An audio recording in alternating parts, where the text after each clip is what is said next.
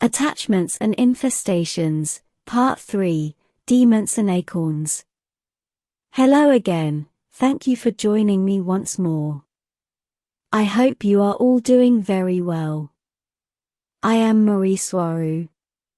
Perhaps the type of astral entity that is most used by the controllers of Earth and using their religions are demons, as they are more than excellent to promote fear, therefore they are a very good tool to control the population, making them obedient and dependent on the government systems, like religion.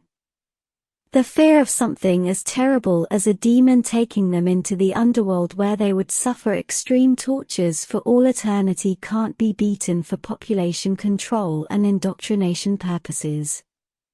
But leaving out religious meanings as much as possible, what are demons and archons exactly? Although related, they are not the same. An archon is sometimes also considered a kind of demon depending on who is describing them. For me, an archon is above demons in general. Archon comes from a Greek word that means ruler, and as the meaning has been used, archon would mean those who rule over some place or area, also referred to as those who rule earth. An archon could be referred to as the devil, and demons as lesser devils, perhaps. Arcons are said to be those who rule over Earth and who enslave humanity in some sort of prison planet where they are recycled using reincarnation. Whole their souls are exploited energetically, mostly for their pain and suffering, as that is what they eat. For me and my group, an archon is simply a very powerful lower astral entity that has a very strong manipulation capacity and which has managed to develop a crude social structure and hierarchy among its similar entities and creatures.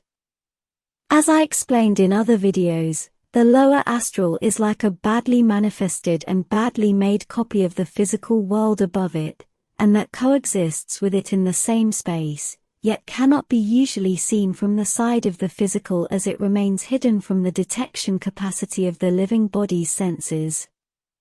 The only difference between the lower astral and the physical world, and what permits someone to see one or the other, is simply perception, as it is there hiding in plain sight, blending within reality's texture as part of it, invisible for the untrained eye, almost as if it wouldn't even be there, yet it affects the side of the living, the physical, in a very strong way all the time, as I explained in detail in my videos. The portals we all make, the paranormal, and paranormal portals. We could also describe the lower astral as the exact same world of the physical, but without all its positive, beautiful high-frequency components. It's the same world, with the same streets and buildings, but void of all love and kindness, with nothing positive in it, therefore always showing a decadent and terrifying aspect. And the only thing that determines what a specific person can see, the side of the physical, of the dark and ugly lower astral, is its perception. Each person, each soul, does not see reality as something definitive or fixed, they see who they are. And the reality each person can see is a direct reflection of who they are and of the frequency and vibration of their thoughts. What each person or soul thinks determines how and what they will see as their world. So you can imagine how dark, twisted and sad someone must be to live in the lower astral and see it as their world, and it is from that low frequency point of view where the entities which inhabit that place see the world of the living as a place to parasite, and to drain energy and whatever they need from. Therefore it is from there and from that point of view, from where humans are being exploited energetically by those creatures. But as I have explained before in those other videos, it will only depend on the personal frequency and vibe of each person in the physical world, as people who sustain a very high frequency of thought and a positive attitude towards life are very hard to manipulate and to drain energy from, by those creatures and entities. Yet high-frequency people can sometimes be accessed by lower astral entities, as they have acquired all kinds of tricks to cause a chain of unfortunate events that can indirectly affect a high-frequency person in the physical world. This is partially why bad things happen to good people, as those dark entities feel a lot of envy and resentment against high-frequency people, precisely because they are very hard to get anything from, and because they also help elevate the frequency of other people and of entire areas where they are in, therefore making it a lot more difficult for lower astral entities to feed off, drain and energetically exploit anyone under the high-frequency person's influence. Yet it is still in each person's hands not to fall for those tricks and remain in their personal power and away from their influence. And most of those high-frequency people are star seeds, of course.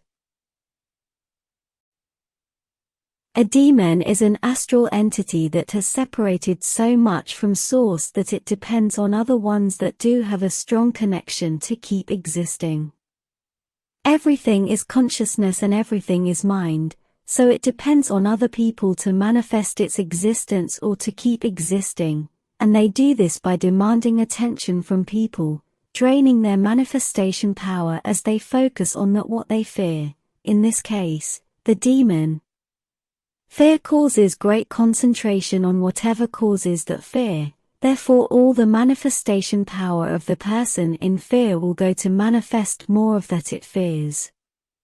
People manifest whatever they have in their attention the most, that is what is manifested, regardless if the person intellectually wants it or not.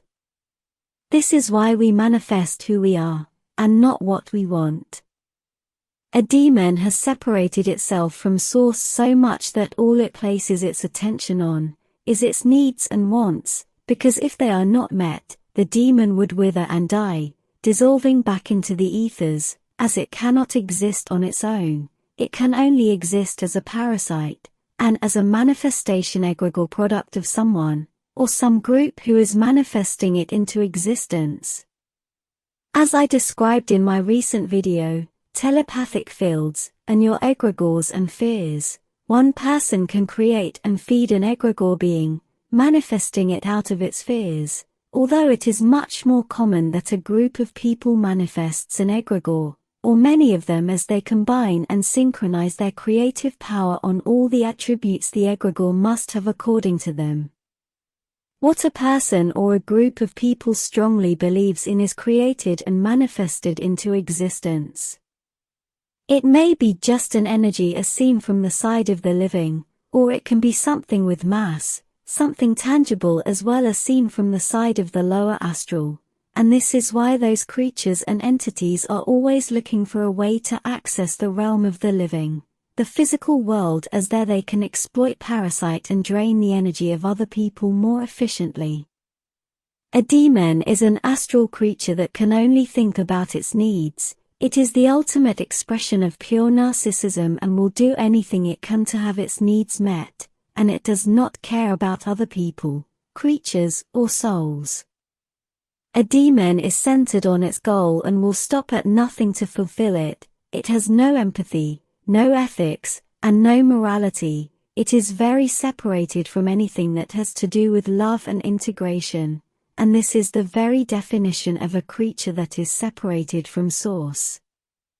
It is the opposite of source and can only exist as a subproduct of who has a connection.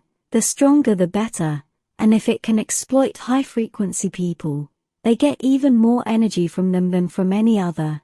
This is why they go against children so often, because of their innocence, and because of their strong life force, and life force is connection to source. One and the same. All people in the world of the physical, of the living, exist in duality, regardless of what species they are a member of, so they know contrast, black and white, warm and cold, good and evil. They have a choice and a mind to understand which way to go, and what to place their attention on. As people in the physical know good and love, which is the same as a strong connection to source, and at the same time they also know separation, fear and pain, so they become a bridge between the lower astral and its archons, demons and entities, and source. Those lower astral entities can only feed from source through a person or a group of people in the physical. It is the only way they can continue to exist. And they can only access the physical world, the one of the living, through someone living, so they exploit live people who are in their frequency range to get what they want. They love to parasite people in power, like politicians, because that is how the demons acquire more of what they want, more power of their own, especially to make many people suffer, therefore draining more of their life force and manifestation attention, strengthening them. Demons use organic portals to work through them in the physical world. Those are soulless people who are just a product of the matrix, and these are often referred to as background people. When a person with a strong connection to source, therefore that has a soul, enters into a narcissistic spiral, it is commonly said that they sell their soul to the devil. They have let a demon use them, use their body in exchange for any self-centered favor, that also fulfills the demon's needs, as these will never do anything at all if they don't get something in return. The person who has sold their soul to the devil has permitted it to use them, or their body, and therefore has granted access to them. They have given the demon a rite of pass, becoming parasitized by that very strong entity who displaces the original soul. And this soul displacement is the same as moving it away from all connection to source, isolating it from anything that connects to it, with no love, no compassion, no empathy, and no integration. This is why a person who has given their soul to the devil has lost its soul, as it has become a demon in itself. Demons are out there in the real world. They are mostly an energy that will stop at nothing to cause pain and suffering, but mostly fear. But many are in the physical form, yet they mostly look like regular people, those who are tricksters and make good people believe in their manipulations and their tricks. This is why narcissists can be very dangerous, especially the heaviest ones, as they most certainly are demons inside. We all have narcissistic traits. It's part of existing and living in duality, but that is not all that we are, because we also have empathy and discernment, love and integration. People in the world of the living are both demons and light beings, and how each one chooses to act will determine the realm and the world they will see and live in. The greatest virtue is the person, the soul who knows what it is like to be a demon, but chooses to be a light being. Such people are wise and are very difficult to be manipulated or tempted by demons and other lower astral entities, because they know their tricks and the consequences of falling for them. Demons lure good people to serve them, or at least to enter into a suffering dynamic or vicious circle, using immediate satisfaction, or immediate dopamine release. This is why they use addictions, and why they end up destroying the person. Demons also love to use anything sexual to manipulate their victims, as it is easy to grant immediate satisfaction and dopamine release there, and are responsible for sexual deviations and perversions, especially those that involve making the victim suffer the most. A demon is a lower astral entity that exists in the purest form of narcissism, and will simply do anything to fulfill its needs. Therefore they can also cause something good to happen to someone or some group of people, if the demon gains what it wants in return as part of the deal. And the deal does not have to be verbal or written, it is enough to be a frequency match with the demon. So people must beware of their thoughts and how they want to attain what they want, because they can fall into being a match with a demon. And Arcons are nothing other than organized demons. This energy soup called physical existence, which all people are immersed in, is the result of averaging the good things and the bad things a person or a collective has manifested for themselves. A demon and all it does and causes is nothing more than the direct reflection of the human collective unconscious. They are egregores, and they are very real. And so is the physical world, and the matrix. They are reflections of who the people are, their mirrors. People in the physical who have a strong connection to Source are who create reality, because they are Source itself, everything spawns from them. To be safe from demons and their temptations, tricks, traps, and manipulations, you simply must stop acting like one. Don't be one, you have a choice. If go that way you will lose connection to Source, and you will lose your soul. Nothing good will ever come from that. There are other more constructive ways to reach your goals. Don't be a demon, it is your choice and yours alone. Thank you for watching my video, and for liking and subscribing, I appreciate it a lot. And I hope to see you here next time. With much love. Your friend, Mari Swaruu.